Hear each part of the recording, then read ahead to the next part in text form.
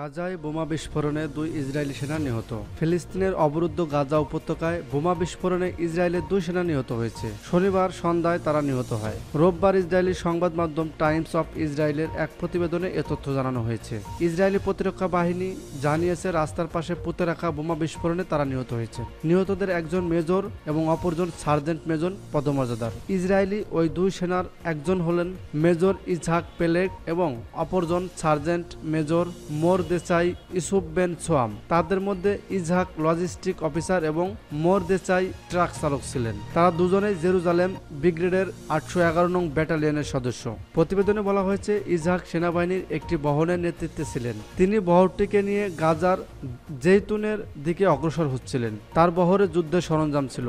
মোরদেচাই ওই বহরের একজন ট্রাক চালক ছিলেন। টাইমস অফ ইসরায়েল জানিয়েছে গাড়ি বহর নিয়ে যাওয়ার সময় গাজার মধ্য অঞ্চলের নেতজারিম করিডোরের পাশে পুঁতে রাখা বোমা বিস্ফোরণে তারা নিহত হয় এবং বাকিরা আহত হন। আইডিএফ জানিয়েছে ফিলিস্তিনের স্বাধীনতাকামী সংগঠন হামাসের এক যোদ্ধা বোমাটি পুঁতে রাখেন। এ সময় তিনি ইসরায়েলি সেনাদের লক্ষ্য করে গুলিও ছোড়েন। সফলভাবে বোমা বিস্ফোরণ এবং গুলি ছোড়ার পর তিনি সেখান থেকে নিরাপদে সটকে পড়েন। সবশেষে এ সেনার নিহতের ঘটনায় গাজায় নিহত ইসরায়েলি সেনার সংখ্যা 334 জনে পৌঁছেছে। এর আগে 7 অক্টোবরের হামলায় আরও 3 শতাধিক সেনা নিহত হন। উল্লেখ্য, গত 7 অক্টোবর ইসরায়েলের নজিরবিহীন হামলা চালায় ফিলিস্তিনের স্বাধীনতাকামীদের সংগঠন হামাস। দেশটির এই হামলার জবাবে পাল্টা হামলা শুরু করে ইসরায়েল। এরপর থেকে এ যুদ্ধ শুরু হয়। ক্রমেই তীব্র থেকে তীব্রতর রূপ নেয় যুদ্ধ। এরপর থেকে গাজার উপর বিমান ও স্থল হামলা চালিয়ে যাচ্ছে ইসরায়েল। এমনকি তাদের হামলা থেকে রেহাই পায়নি স্কুল, হাসপাতাল, শরণার্থী শিবির, মসজিদ, ধর্মীয় স্থাপনাও।